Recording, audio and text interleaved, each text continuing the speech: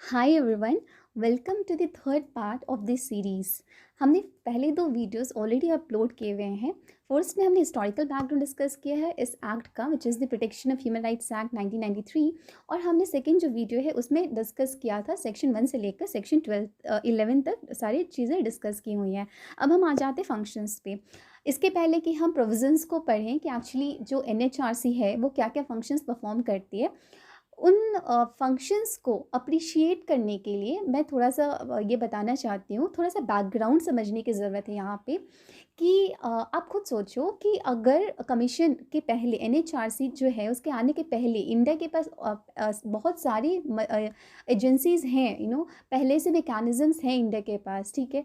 जैसे कि BSF है आपका, CRPF है, then we have the army, police, पूरी पुलिस की मशीनरी है, कोर्ट्स है हमारे। तो उसके बावजूद कमीशन का जो आना, NHRC का जो फॉर्मेशन है, उसकी आखिरकार ज़रूरत क्यों पड़ी वो हमने देखा हिस्टोरिकल बैकग्राउंड में।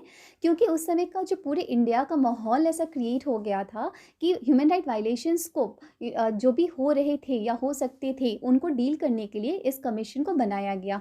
तो ये चीज़ हो गया पहली चीज़। दूसरी चीज़ ये हो गया कि ऐसे बहुत बार ऐसे कॉन्ट्रोवर्सीज़ हो जाते हैं कि हमारी जो खुद की एजेंसीज़ हैं गवर्नमेंट की, जो खुद की एजेंसीज़ है, क्राइम प्रिवेंशन एजेंसीज़ हैं, कभी-कभी उन्हें भी बोला जाता है कि वो भी कहीं न कहीं इन्वॉल्व हो जाते हैं इन चीज़ों में, या फिर वो इम्पार्शियल हो करके अपनी जो उनकी ड्यूटीज़ हैं, ठीक है, उनको अच्छे से एग्ज़ीक्यूट नहीं कर पाते हैं। तो कहीं न कहीं हमें एक इंडिपेंडेंट ऑर्गनाइजेशन की ज़रूरत पड़ गई ताकि वो और ट्रांसपेरेंट तरीके से और इफ़ेक्टिव तरीके से जो भी वायलेशंस हो रहे, ह्यूमन राइट वायलेशंस हो रहे, उसको वो ओवरसी करे, उनको वो देखे।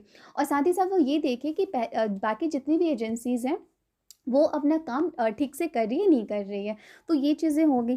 तो कहीं न कहीं जितने भी फंक्शंस हैं, उसको जैसे-जैसे हम फंक्शंस देखेंगे वैसे-वैसे चीज़ें और क्लियर होती जाएँगी कि फंक्शंस कहीं न कहीं कोई ऐसे फंक्शंस नहीं है जो बहुत अलग हैं या बहुत स्पेशल है, बल्कि ये वही फंक्शंस हैं जो हर गवर्नमेंट की जो भी एजेंसीज़ होती हैं, क्राइम प्रिवेंशन एजेंसीज़ होती हैं, वो सारे के सारे जो परफ़ॉर्म करती हैं, वो सारे के सारे वही हैं, ठीक है? यहाँ पे एक चीज़ बस मार्क कर लीजिए कि यहाँ जो NHRC है, उसका जो प्राइमरी फंक्शन है दैट इज़ इंक्वायरी, ठीक है? क्या है? इंक्वायरी है कि जो भी ह्यूमन राइट वायलेशंस होते हैं, आर्म्ड कॉन्फ्लिक्ट्स होते हैं। ह्यूमन राइट वायलेशंस की जब हम बात करते हैं तो हमारे माइंड में स्ट्राइक करता है, जैसे टेररिस्ट अटैक्स हो जाते हैं, नक्सलिज़्म बढ़ गया, हो गया है। तो नक्सलाइट के जो काफ़ी रिपोर्ट्स आते रहते हैं, ठीक है? ऐसे केसेस में भी क्या होता है ना कि ये सारी चीज़ों के केस में जब ह्यूमन राइट वायलेशंस होते हैं जो कि सुप्रीम राइट माना जाता है, किसी भी ह्यूमन राइट को सबसे ऊपर देखा जाता है, तो उस केस में किसी ऐसे कमीशन को बनाया जाए। वो कमीशन जो बने वो इंडिपेंडेंट, इम्पार्शियल और ट्रांसपेरेंट तरीके से जो भी प्रोसीडिंग्स है, मतलब जो भी इंक्वायरी होगी आफ्टर द वायलेशन, उसको डील करने के लिए एक कमीशन को बनाना ज़रूरी समझा गया था, इसलिए वो आई थी। जैसे देखिए, ये दिया हुआ है हमारे सेक्शन 12 में। कौन सा? सेक्शन 12 है। तो सेक्शन 12 जो है इसको मार्क कर लीजिए। हो सकता है क्वेश्चन ऐसे आ जाए, under which section of the protection of human rights act the functions of NHRC has been provided, ऐसे करके आ सकता है। तो यू कैन गिव सेक्शन 12। उसके अलावा जो मैंने अभी बैकग्राउंड दिया उसको अगर आप ऐसे मायने में रखोगे तो फंक्शंस को एज सच रटने की ज़रूरत नहीं है, वो ऑटोमेटिकली वहाँ पे आप लिंक कर सकते हैं। जैसे देखिए, ये बोल रहा है इंक्वायर सू मोटो, खुद से इंक्वायर कर सकती है कमीशन। मोटो मतलब खुद से वो इंक्वायर कर सकती है, कभी भी ऐसे वायलेशंस होते हैं तो वो खुद से कमीशन जो इंक्वायरी बैठा सकती है, या विक्टिम भी अप्रोच कर सकता है। ऐसी कौन सी चीज़ों को लेकर के विक्टिम अप्रोच कर सकता है? ऑब्वियस ह्यूमन राइट वायलेशंस की बात है, तो यहाँ पे वायलेशन ऑफ ह्यूमन राइट्स है, ठीक है? And the second one, negligence in the prevention of such violation by public servant. मैंने पब्लिक सर्वेंट बोला कि जब पब्लिक सर्वेंट्स ऑलरेडी हैं तो पब्लिक सर्वेंट मतलब पब्लिक सर्वेंट्स एज इन इस कॉन्टेक्स्ट में क्या, वही जो मैंने बताया, जैसे हमारे जो पुलिस एजेंसीज़ है, फिर उसके बाद investigating all other investigating agencies है, फोर्सेस हैं, आर्म्ड फोर्सेस हैं, वो सारे अगर नेग्लिजेंट हो जाते हैं तो ये सारी चीज़ों को देख सकते हैं, ठीक है? इनफैक्ट सिर्फ यहाँ तक नहीं, NHRC का जो इम्पोर्टेंस है वो इतना ज़्यादा है कि एनएचआरसी का जो हमने कॉन्स्टिट्यूशन भी जो पढ़ा था सेक्शन 3 में, वो भी हमने जैसे देखा था कि जो चेयरमैन होते हैं वो खुद कौन होते हैं, वो होते हैं रिटायर्ड जो ये होते हैं या तो चीफ जस्टिस या तो जज होते हैं सुप्रीम कोर्ट के। तो इससे आपको समझ में आ जाता है how important this commission is. Okay, तो वो चीज़ है, इसलिए यहाँ पे लिखा है कि कोर्ट्स भी, अगर कोर्ट्स में भी कोई प्रोसीडिंग चल रहे हैं तो एनएचआरसी वहाँ भी इंटरवीन कर सकती है, that is to the level that this commission exercises power. ठीक है, वो हो गया। उसके बाद ये चीज़ें हो गई, साथ ही साथ जैसे जेल है और बाकी जो इंस्टीट्यूशंस हैं जहाँ पे इनमेट्स को रखा जाता है। अब इनमेट्स को रखा जाता है तो इनमेट्स की जो ह्यूमन राइट्स होते हैं उसके प्रोटेक्शन को लेकर के बहुत बार सुप्रीम कोर्ट ने अपने जजमेंट्स में दिया है। ठीक है, फिर हमारे सीआरपीसी में भी बहुत प्रोविजंस बनाए गए हैं जेल इनमेट्स को लेकर के, तो उनके भी ह्यूमन राइट्स वायलेट ना हो, इसको भी ये कमीशन देखेगी। ठीक है, और जो हमारे कॉन्स्टिट्यूशन के जो सेफ गार्ड्स हैं, कॉन्स्टिट्यूशन का सेफ गार्ड्स वही जो हमने देखा पार्ट 3 के फॉर्म में फंडामेंटल राइट्स, और पार्ट 4 में जो है डीपीएसपी, वो सारे भी ये कमीशन जो है वो देखेगी। ठीक है, उसके बाद देखिए यहाँ पे पर्टिकुलरली टेररिज्म मेंशन किया हुआ है, जो मैंने बताया, review the factors including acts of terrorism. ठीक है, तो टेररिज्म बहुत बड़ी बात हो जाती है, it's a matter of great concern, बहुत लोगों की इन्वॉल्वमेंट हो जाती है, there is mass bloodshed and all. तो उस केस में कमीशन की जो इंटरवेंशन है वो बहुत इंपॉर्टेंट हो जाती है। ठीक है, उसके अलावा जो ट्रीटीज़ है, इंटरनेशनल इंस्ट्रूमेंट्स हैं, तो ट्रीटीज़ और इंटरनेशनल इंस्ट्रूमेंट्स की ज़रूरत है ही, क्योंकि जो ह्यूमन राइट वायलेशंस हैं, ह्यूमन राइट वायलेशंस जो होते हैं उसको प्रिवेंट करने के लिए, उससे डील करने के लिए, उसको कर्ब करने के लिए इंटरनेशनल लेवल पे बहुत सारी चीज़ें बनाई गई हैं। जैसे हमने ऑलरेडी डेफिनेशन क्लॉज में जैसे देखा था, you have international covenant on civil and political rights, जिसको इंडिया ने साइन किया है, और भी ऐसी चीज़ें हैं। वैसे ट्रीटीज़ को पढ़ने के लिए, उसको समझने के लिए कि उन ट्रीटीज़ में जो प्रोविजंस दिए हैं गए हैं वो क्या क्या हैं। फिर ह्यूमन राइट्स से रिलेटेड फील्ड वर्क हो गया, एंड देन लोगों में बोल रहे हैं कि लिटरेसी को बढ़ाने के लिए सबको शिक्षित किया जाए कि आपके क्या क्या अधिकार हैं, आपके एक ह्यूमन बीइंग होने के नाते आपके क्या क्या अधिकार है, उससे रिलेटेड सबको एडुकेट किया जाए इसलिए। और एनजीओज़ जो ऑलरेडी बहुत सारे एनजीओज़ भी हैं जो काम करें उनको देखने के लिए। So these are basically the functions. तो देखिए फंक्शंस जितने हमने भी पढ़े, सबका कहीं ना कहीं लिंक जो है वो ह्यूमन राइट्स से ही रिलेटेड होता है। ठीक है, ये हो गया। Now we come to section 13. Section 13 says powers relating to inquiries. जैसे मैंने बोला था, ये जो इंक्वायरी है ये चीज़ इंपॉर्टेंट है। देखिए ये जो कमीशन है, ये जो इसका स्कोप है वो इंक्वायरी तक ही होता है, क्योंकि उसके बाद उसके बियॉन्ड जो भी चीज़ें होंगी, वो बाकी जो चीज़ें हैं जैसे प्रोसीडिंग जो चलेंगी वो कोर्ट्स में चलेंगी। ठीक है, वो कोर्ट्स में जैसे ह्यूमन राइट्स कोर्ट्स भी है जो हम आगे देखेंगे, कोर्ट्स में चलेंगी। उसके अलावा सेंट्रल गवर्नमेंट और स्टेट गवर्नमेंट जो है उनके पास खुद की अपनी मशीनरी है, उनके पास खुद की एजेंसीज़ हैं, इन्वेस्टिगेटिंग एजेंसीज़ हैं, तो वो सारी चीज़ें ऑलरेडी हैं। इसलिए बस कोशिश ये होती है एनएचआरसी की कि अगर सेंट्रल गवर्नमेंट और स्टेट गवर्नमेंट के जो एजेंसीज़ हैं, उनकी खुद की जो एजेंसीज़ हैं, अगर वो प्रॉपरली काम कर रहे हैं, अगर वो प्रॉपरली किसी भी सिचुएशन से डील कर रहे हैं, तो वो कोशिश ये रहती है कि इंटरवीन ना किया जाए, let them do their work only in case of such urgency, या जहाँ पे ऐसा लगे कि कहीं लूप होल हो रहा है उनके जो बाकी जो स्टेट की जो मशीनरी है या सेंट्रल गवर्नमेंट की जो मशीनरी है, तो फिर एनएचआरसी जो है ना वहाँ पे इंटरवीन करती है। ठीक है, तो ये हो गया।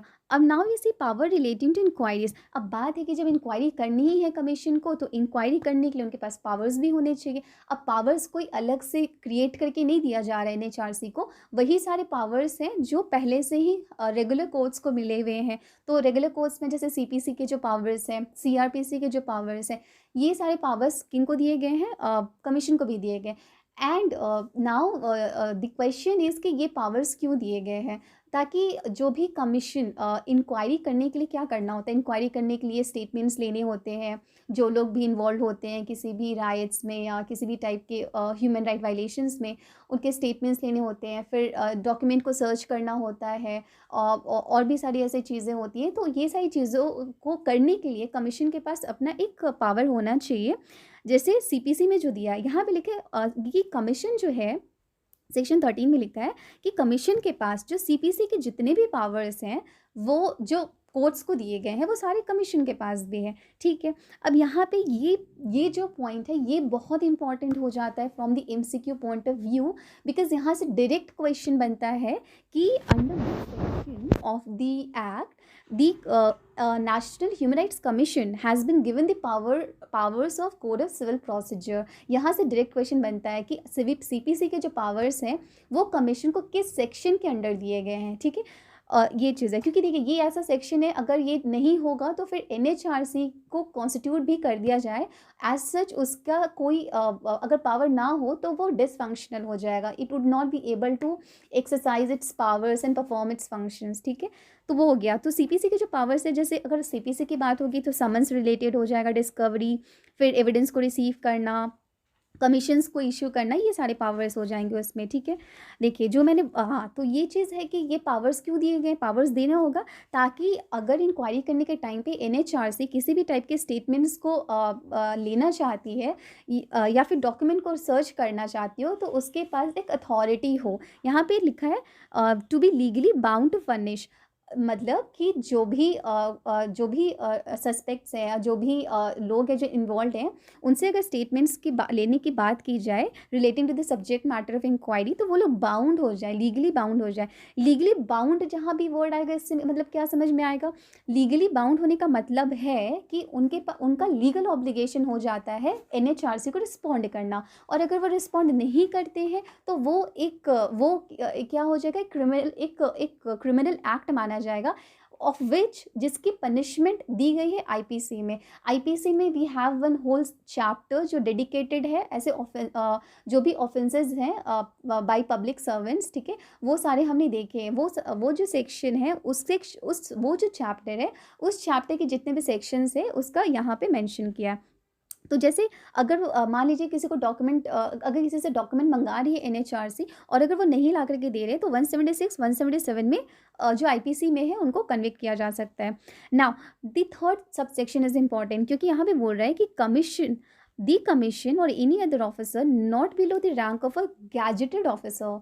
अब यहाँ पे गैजेटेड ऑफिसर जो है ये देखिए मार्क किया हुआ है ग्रीन कलर में, क्योंकि गैजेटेड ऑफिसर इम्पॉर्टेंट हो जाता है for the purpose of what, for the purpose of ये लिखा है एंटरिंग इन ए बिल्डिंग और place and searching a document. अगर मान लीजिए कहीं किसी जगह पे कोई डॉक्यूमेंट रखा है, इंक्वायरी हो रही है, उस इंक्वायरी के लिए किसी डॉक्यूमेंट की ज़रूरत है तो वो जो डॉक्यूमेंट है उसको लेने के लिए कमीशन खुद जाएगी, ठीक है। कमीशन कौन है, जो सेक्शन 3 में हमने देखा था वो, या किसी दूसरे ऑफिसर को अपॉइंट किया जा सकता है उस चीज़ के लिए, बट वो कौन ऑफिसर होगा, a gazetted officer, rank of a gazetted officer. अब देखिए यहाँ पे भी याद करने की ज़रूरत नहीं है कि ये गैजेटेड ऑफिसर था, क्योंकि गैजेटेड ऑफिसर जब बोलते हैं तब उससे हमें समझ में आता है कि somebody who occupies a higher position, ठीक है, जो ग्रेड जो ऊपर के ग्रेड्स में आते हैं। देखिए यहाँ पे हमने अभी तक जितने भी अथॉरिटीज़ पढ़े हैं वो सारे के सारे ऐसे अथॉरिटीज़ थे जो हायर पोजीशन को ऑक्यूपाई करते हैं, ठीक है। जैसे हमने जो पढ़ा था, हमने सेक्शन 12 में ही पढ़ा था, we read in section 11 itself कि कि एनएचआरसी जो इन्वेस्टिगेशन टीम की हेल्प लेती है अपने फंक्शंस को परफॉर्म करने के लिए, वो इन्वेस्टिगेशन परफॉर्म करने के लिए वो डायरेक्टर कौन से रैंक के होते हैं, not below the rank of director general of police. तो यहाँ पे अगर यहाँ पे ऐसे याद करिए, अगर इन्वेस्टिगेशन होगा तो डीजीपी की मतलब अगर इन्वेस्टिगेशन होगा, एनएचआरसी इन्वेस्टिगेट करना चाहती है खुद, तो वो किसकी मदद लेगी, हु इज़ ऑथोराइज्ड कि वो एनएचआरसी की मदद करेगा, that is DGP, the highest rank. And then we come to the तो ये पहला चीज़ हो गया। दूसरी चीज़, अगर एनएचआरसी अगर इंक्वायरी करना चाहती है और इंक्वायरी करने के लिए डॉक्यूमेंट वगैरह अगर वो सर्च करना चाहती है तो एक गैजेटेड ऑफिसर रैंक का ही आदमी उसको असिस्ट कर सकता है, ठीक है। अब देखिए यहाँ पे देखिए सबसेक्शन 4 में लिखा है the commission shall be deemed to be a civil court, ठीक है। ये फिर से वही सेम चीज़ हो गया कि अगर ये क्वेश्चन आता है कि जो एनएचआरसी है उसको सिविल कोर्ट माना गया है किस सेक्शन के अंडर, तो ये हो जाएगा हमारा सेक्शन मेंशन कर देंगे, दैट इज सेक्शन 13। तो 13 के अंदर this is very very important कि अंडर, आई थिंक शायद ये क्वेश्चन आया भी था इन 2017 पेपर में भी, दैट कौन से सेक्शन के अंदर जो NHRC है उसको सिविल कोर्ट डीम किया गया या सिविल कोर्ट माना गया है, ठीक है। तो सेक्शन 13 आप बिल्कुल याद रख लीजिए। वेन एनी, हाँ, तो अब देखिए सिविल कोर्ट डीम करने का मतलब यही हुआ कि अगर वो सिविल कोर्ट के सामने जो भी सिविल कोर्ट डीम करने का मतलब क्या हुआ, सिविल कोर्ट डीम करने का मतलब ये हुआ कि NHRC जो भी इंक्वायरी करती है उस इंक्वायरी के पर्पस से जो भी वो प्रोसीडिंग्स उनके जो चलते हैं वहाँ पे अगर ऐसा कुछ हो जाए जैसे कि एविडेंस के नाम पे किसी ने फॉल्स एविडेंस दे दिया तो, या और भी ऐसे कुछ जो ऐसे जो मिसकंडक्ट हो जाते हैं जो कमीशन के सामने हो जाएंगे, तो उस केस में उनको वैसे ही पनिश किया जाएगा अगर वो किसी सिविल कोर्ट के सामने वो चीज़ कर रहे होते तो। और जो पनिशमेंट है, वो जो क्राइम है और जो पनिशमेंट है वो हमने देखा आईपीसी में, वो सारे डिस्कस किए हुए। तो यहाँ पे सारे आईपीसी के सेक्शंस आ गए, 175, 178, 179, 180, 228, ये आईपीसी के सेक्शंस हैं। मतलब कि अगर कमीशन के प्रेजेंस में, कमीशन के सामने अगर ऐसा कुछ एक्ट होता है जैसे furnishing false information and so, तो उनको यहाँ पे ये किया जा सकता है, उनको आईपीसी के अंदर डील किया जा सकता है, उनको उन पे इंक्वायरी हो सकती है। तो ये चीज़ हो गया, ठीक है। एंड सीआरपीसी में भी एक सेक्शन है, सेक्शन 346, उस पर्पस के लिए भी कमीशन को कोर्ट माना जाता है। नाउ देन उसके बाद बोल दिया कि जो कमीशन के जो प्रोसीडिंग्स हैं वो हो जाएंगे जुडिशियल प्रोसीडिंग। ऑब्वियस सी बात है, जब हमने सीपीसी के जो भी पावर्स है वो उनको दे दिया है, हमने कमीशन को बोला that it is deemed to be a civil court, तो वो चीज़ है कि जो प्रोसीडिंग होगा वो जुडिशियल प्रोसीडिंग ही होगा, ठीक है, with in the meaning of section 193, 228 and so. ये आप एक बार बस ऐसे देख लेना, और जो भी सेक्शंस है वो ऐसे आ जाएंगे। तो बेसिकली इसमें इंपॉर्टेंट आई थिंक ये है कि जो कमीशन को सिविल कोर्ट की तरह डीम किया गया है, पहली चीज़, और दूसरी चीज़ कि कमीशन की जो भी प्रोसीडिंग्स है वो जुडिशियल प्रोसीडिंग्स माने जाएंगे। ये दो एस्पेक्ट्स है जिस पे क्वेश्चन आ सकता है। ये दोनों एस्पेक्ट सेक्शन 13 में दिए हुए हैं, ठीक है, तो ये याद कर लीजिएगा, ठीक है। So section 13 is very very important क्योंकि ये सेक्शन का डायरेक्ट नाम पूछ सकते हैं। Now we come to section 14, investigation. अब इंक्वायरी हो गई, तो अब इंक्वायरी करने के लिए अब इन्वेस्टिगेशन भी करना होता है, ठीक है, क्योंकि इन्वेस्टिगेशन होगा तो फिर वो चीज़ें हैं कि बाद में इंक्वायरी में आएंगी। तो इन्वेस्टिगेशन जो होते हैं कि कमीशन जो है, कमीशन का एक अपना दायरा है, ठीक है, कमीशन का जो एक अपना लिमिटेड स्कोप है, लिमिटेड स्टाफ है, लिमिटेड ऑफिसर्स हैं। तो इस वजह से ही जो मैंने बोला कि शुरू से मैं बोल रही हूँ ये वाला चीज़ कि NHRC जो भी काम कर रही है वो मिलकर कर रही है, किसके साथ, स्टेट गवर्नमेंट और सेंट्रल गवर्नमेंट के पहले से जो भी एजेंसीज है उनके साथ कर रही है।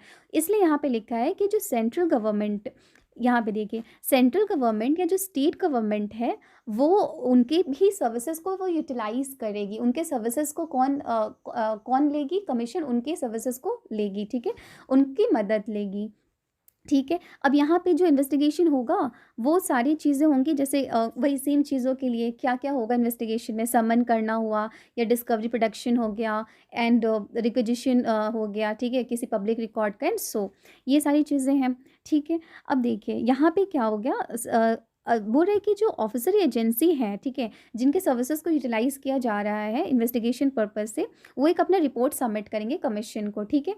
अब देखिए, और जो भी वो रिपोर्ट सबमिट किया जाएगा, मतलब कौन रिपोर्ट सबमिट करेगा, ये एजेंसी सबमिट करेंगी। कौन सी एजेंसी, स्टेट गवर्नमेंट की और सेंट्रल गवर्नमेंट की जो इन्वेस्टिगेटिंग एजेंसीज हैं वो सारे रिपोर्ट करेंगे कमीशन को, ठीक है, ये हो गया। अब देखिए यहाँ पे आ जाते हैं हम सेक्शन 15 में, ठीक है।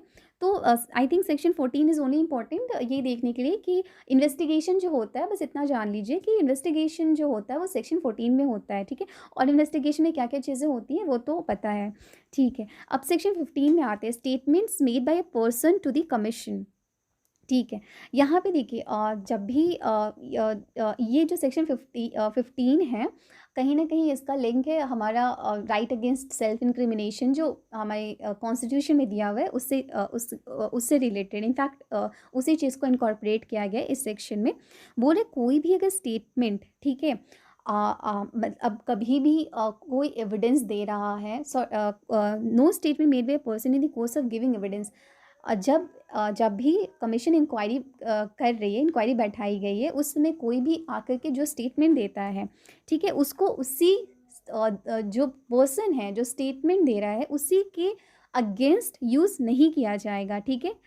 किसी भी सिविल या फिर क्रिमिनल प्रोसीडिंग में, except for giving false evidence, ठीक है, क्योंकि false evidence, giving false evidence खुद दैट इज़ अ क्राइम जिसको डिफाइन किया गया है आईपीसी में, ठीक है, वो चीज़ें हो गई। नाउ वी कम टू, तो यहाँ पे भी ये सेक्शन बस इंपॉर्टेंट है कि कौन से सेक्शन के अंडर जो भी स्टेटमेंट्स दिए जाते हैं कमीशन को during the course of investigation and inquiry would not be used against the person, ठीक है, ये चीज़ें हैं। अब देखिए सेक्शन 16 में आ रहा है, persons likely to be prejudicially affected by affected to be heard. See section 15 कहीं ना कहीं I think right against self incrimination वाला ये है कॉन्सेप्ट को यहाँ पे इनकॉर्पोरेट किया गया। सेक्शन 16 में हमारा जो principle against principle of natural justice है, that is right to be heard, उसके बारे में डिस्कस किया गया। मतलब कमीशन जब भी कोई इंक्वायरी कर रही है, इन्वेस्टिगेशन हो रहा है, उस दौरान अगर कमीशन को लगता है कि कोई ऐसा पर्सन है जो अफेक्ट हो रहा है, या ऐसा चीज़ें हैं कि उसको सुनना उसको अगर ना सुना जाए तो उसको प्रेजुडिस हो सकता है, तो वो उनको भी सुनेगी। तो ये सेक्शन 16 में ये चीज़ है, ठीक है। तो ये हो गया। तो सेक्शन 15 को भी ऐसे देख सकते हो, सेक्शन 16 को भी याद कर सकते हैं, ठीक है। Now we come to chapter 4 that talks about the procedure, ठीक है।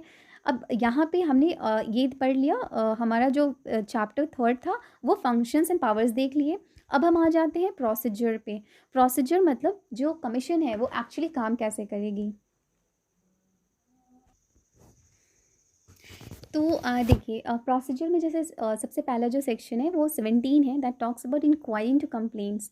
इंक्वायरी इनटू कंप्लेंट्स मतलब अगर कभी भी ऐसा होता है कि कहीं पे ह्यूमन राइट वायलेशंस हो रहे हैं, तो बहुत बार जो विक्टिम है वो शायद कोर्ट्स को अप्रोच करने के पहले, या जो पुलिस एजेंसी उसको अप्रोच करने के पहले वो एनएचआरसी को ही अप्रोच कर ले, ठीक है। तो इसलिए वो कंप्लेनेंट वहाँ पे भी जा सकता है, और अगर कमीशन को लगेगा तो वो उस कंप्लेंट की बेसिस पे इंक्वायरी भी बैठा सकती है।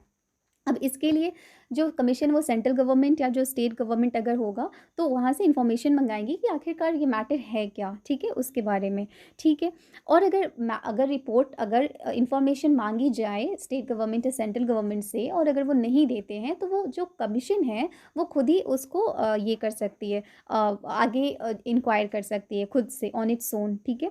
अब यहाँ पे हाँ, तो देखिए मैंने जो पहले बोला कि एक चीज़ बस वैसे ध्यान में रखने वाली चीज़ है कि जो एनएचआरसी है वो कोशिश करती है कि अगर जो सेंट्रल गवर्नमेंट या स्टेट गवर्नमेंट है और उनके जो एजेंसीज़ हैं बेसिकली, अगर वो खुद से सारी जो पूरा सिचुएशन है उनको बहुत अगर अच्छे तरीके से वो डील करे तो ना ही इंटरफेयर करे, ठीक है। तो वही बोल रहा है कि इन्फॉर्मेशन जब मंगा लिया जाएगा उसके बाद अगर लगेगा कमीशन को कि इंक्वायरी की ज़रूरत नहीं है, तो फिर वो कंप्लेनेंट को जो विक्टिम है उनको वो बता देंगे, और शायद वो ना प्रोसीड करे अगर अप्रोप्रिएट एक्शन लिया जा चुका है तो।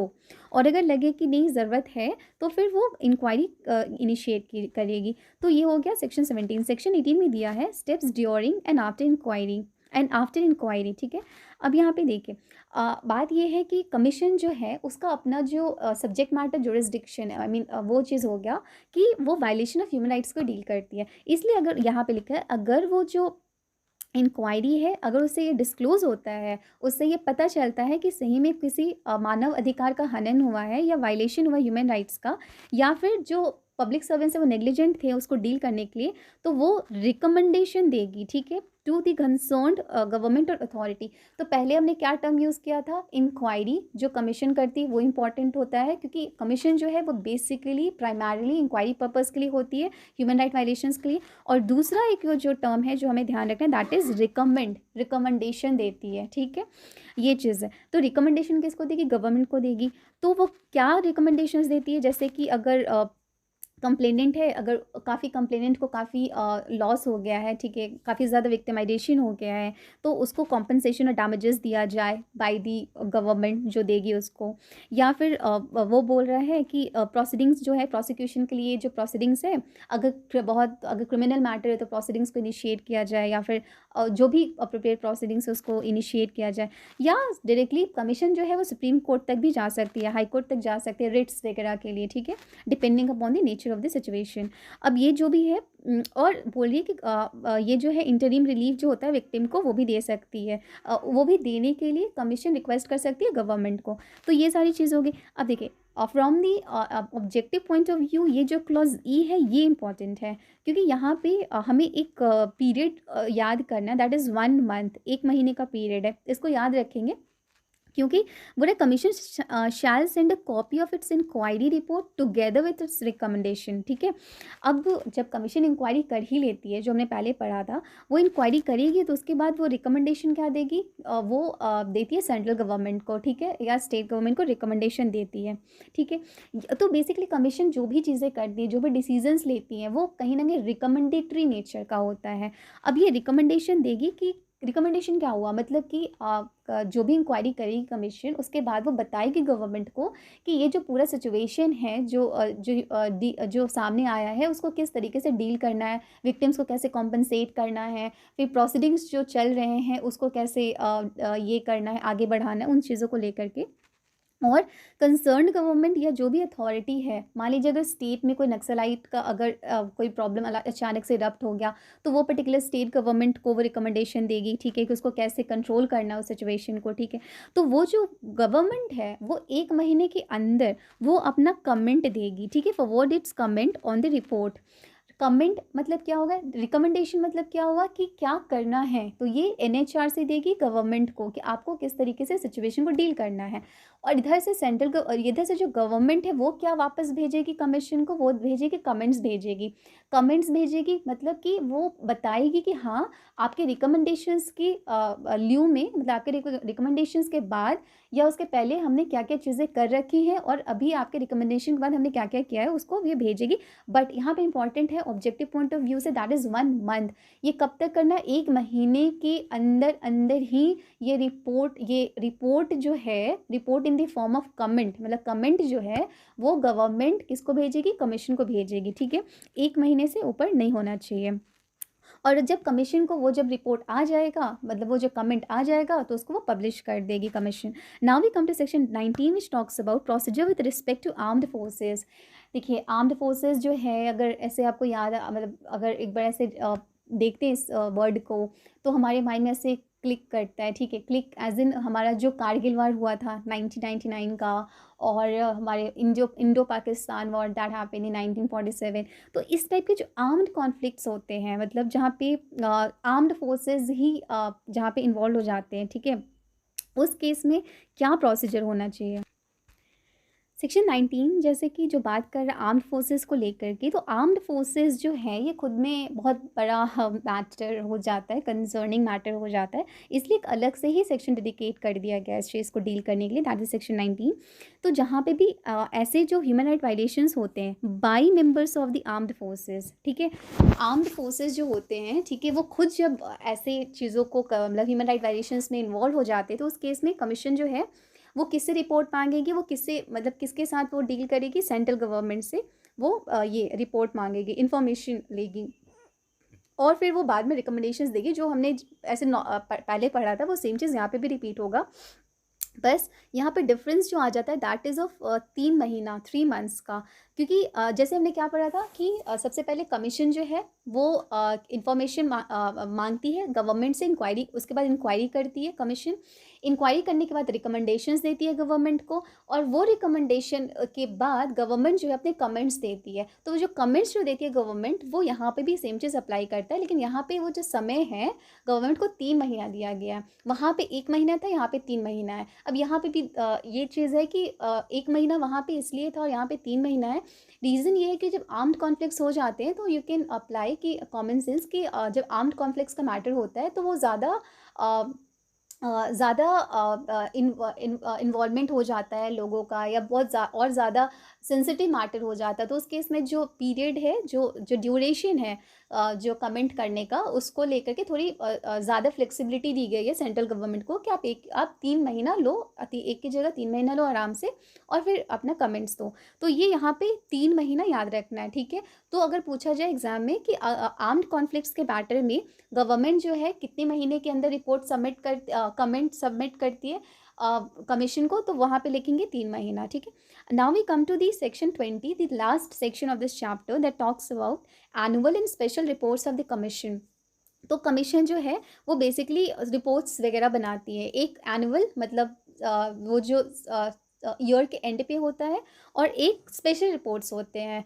अगर कमीशन को ये लगे कि मैटर इतना ग्रेव है कि हम पूरे ईयर तक वेट नहीं कर सकते, एनुअल रिपोर्ट तक वेट नहीं कर सकते, तो स्पेशल रिपोर्ट भी दे सकती है, ठीक है, अर्जेंट मैटर्स के केस में। और उसके बाद जो भी वो रिपोर्ट्स देगी गवर्नमेंट को, गवर्नमेंट कौन, दो या तो सेंट्रल गवर्नमेंट या तो स्टेट गवर्नमेंट, वो फिर क्या करेंगे, वो स्टेट लेजिस्लेचर को या फिर पार्लियामेंट, डिपेंडिंग अपॉन कि कैसा रिपोर्ट है, वहाँ पे वो लेट डाउन करेंगे, ठीक है। So this is the whole thing. तो देखिए हमने फटाफट ये चैप्टर 3 भी कंप्लीट कर लिया, functions and powers of the commission. And from the objective point of view जो हमने देखा था, जो इंपॉर्टेंट चीज़ें हमने मार्क करनी है कि आप सेक्शन 12 देख लो, जिसमें फंक्शंस दिए गए कमीशन के, वो आ सकता है कि कौन से सेक्शन के अंदर फंक्शंस डिफाइन किए गए हैं, फिर कौन से सेक्शन के अंदर इंक्वायरी हो जाती है, ठीक है, ये सारी चीज़ें हो गई।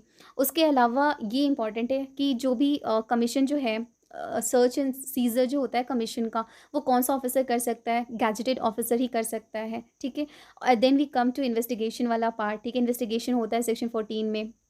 उसके अलावा ये चीज़ है कि हाँ, उसके बाद इसके बाद आप ये देख सकते हो कि जो भी राइट टू हियरिंग का जो एक कॉन्सेप्ट है, उसको इनकॉर्पोरेट किया गया सेक्शन 16 में। प्रोसीजर जो है उसमें भी हम देख रहे हैं, तो उसमें प्रोसीजर में भी वही जो चीज़ें हैं जो हमने कमेंट वाला और रिकमेंडेशन वाला पढ़ा था, वही सेम चीज़ है, बस 2 डेट देख लेना।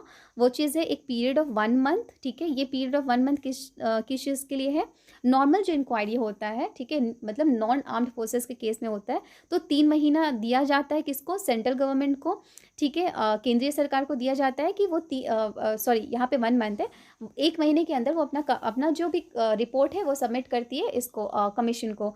और आर्म्ड फोर्सेस के केस में एक की जगह वही 3 हो जा रहा है, ठीक है। और फिर 20 में ये सेक्शन इंपॉर्टेंट है, this is important, very important, कौन से सेक्शन के अंदर कमीशन अपने एनुअल और स्पेशल रिपोर्ट्स को सबमिट करती है, ठीक है, ये हो जा रहा है। So this is the whole thing in this lecture. फिर हम नेक्स्ट जो वीडियो आएगा, हम इसमें देखेंगे state human rights commission, will talk about chapter 5 now. Because हमने जो पहले की जो वीडियो है और ये जो वीडियो है, इतने डिटेल तरीके से चीज़ों को कवर कर लिया है कि हम जब SHR से पढ़ेंगे तो ज़्यादा प्रॉब्लम नहीं होगा, बिकॉज SHRC की जितनी भी प्रोविजंस हैं, they are all similar to the NHRC, ठीक है। वहाँ पे बस थोड़े बहुत सब्सटीट्यूशंस हुए, चेंजेस आए कि सेंट्रल गवर्नमेंट की जगह स्टेट गवर्नमेंट हो जाएगा, और बस ये सारी कुछ चीज़ें हैं, तो हम ये बहुत जल्दी कवर कर लेंगे, ये आराम से हो जाएगा। Before I and this video, हमने जो पहले पिछले वाले जो वीडियो में जितने भी प्रोविजंस को डिस्कस किया था, उसके बेसिस पे जितने भी MCQs ऑलमोस्ट जितने भी फ्रेम किए जा सकते थे, उसको मैंने फ्रेम किया है, और अभी मैं थोड़ी देर में उसको फ्लैश कर दूंगी स्क्रीन पे, ताकि आप लोग जो भी क्वेश्चंस हैं, आपने जो भी प्रोविजंस पढ़े, वो आपकी मेमोरी में अभी फ्रेश होंगे, तो आप उनको अटैम्प्ट कर पाओ, ठीक है। और मैं बोलूँगी इनफैक्ट ये बहुत अच्छा रहेगा कि अगर जो भी क्वेश्चंस है उसको आप देख करके, आप वीडियो को पॉज करके क्वेश्चंस को रीड करके अच्छे से ऑप्शंस को देख करके जो भी आंसर्स है आप कमेंट में लिखते जाओ, ठीक है, कमेंट में लिखते जाओ, इरिस्पेक्टिव ऑफ सही होता है गलत होता है, that is the different thing, ठीक है, क्योंकि अभी हमने जस्ट पढ़ा है चीज़ों को, तो हम आराम से उसको अटेम्प्ट भी कर सकते हैं, एक हमारा रिविजन सॉर्ट ऑफ हो जाएगा, ठीक है। तो मैं अभी वो डाल देती हूँ, उसके बाद वो जो भी MCQs है उसके जो आंसर्स हैं वो मैं नेक्स्ट वीडियो में मैं डिस्कस करूँगी। तब तक आप MCQs को देख लो, एक बार अच्छे से पढ़ लो, और जो भी डाउट होगा, इवन अगर किन्हीं को डाउट होगा तो you can mention that in comment. कल डाउट को मैं कल वीडियो में जो आएगा, अपकमिंग जो वीडियो होगा उसमें मैं क्लियर कर दूँगी, ठीक है।